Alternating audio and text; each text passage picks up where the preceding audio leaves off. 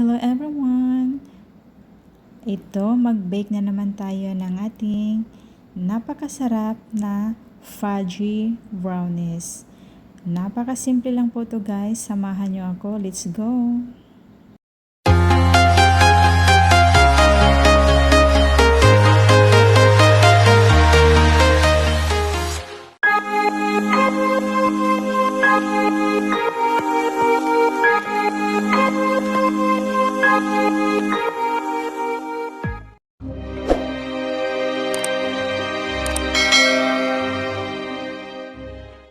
And a mixing bowl, ilagay na natin yung ating melted butter, sugar,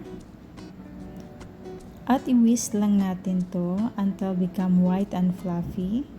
So, hindi tayo gagamit dito ng electric mixer guys. So, manual tayo dito ngayon. At ngayon, ilagay na natin yung ating dalawang itlog.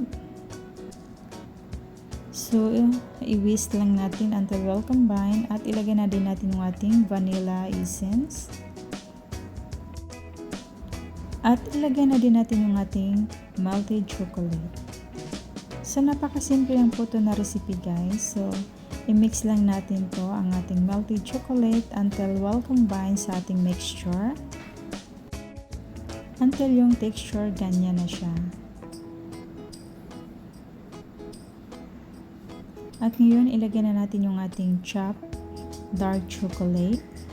So, i-mix lang natin to saglit.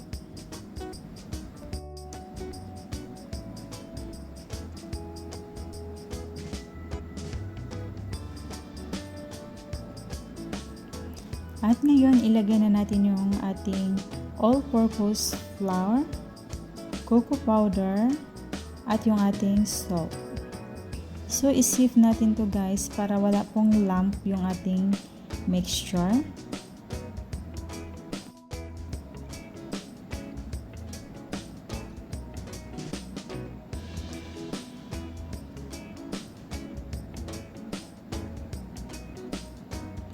Mix well until well combined. So, hindi natin to pwedeng i-overmix para maganda po yung come out ng ating brownies. So, kailangan ang texture ganito na po siya guys, yung katulad nito. So, ready na po to natin na i-bake. So, kailangan yung oven natin guys, naka-preheat na po ng 180 degrees Celsius. So, ito po yung ating baking pan. So, lagyan ko lang to ng baking paper to prevent na mag-stick yung ating brownies sa baking pan.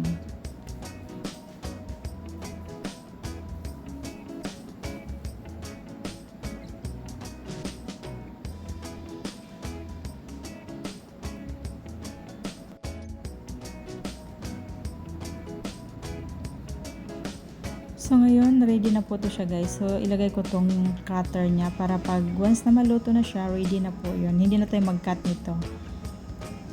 Ready to cut na siya. At ngayon, isa lang natin yung ating brownies. 180 degrees Celsius for 20 to 25 minutes.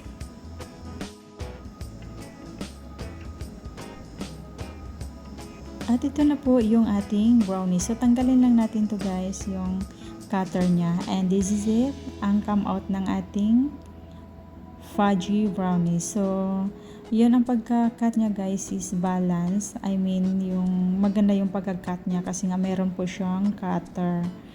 Yun, look at that guys. Looks so yummy and tasty. Napakasimple lang po ito na recipe guys at napakadaling lutuin.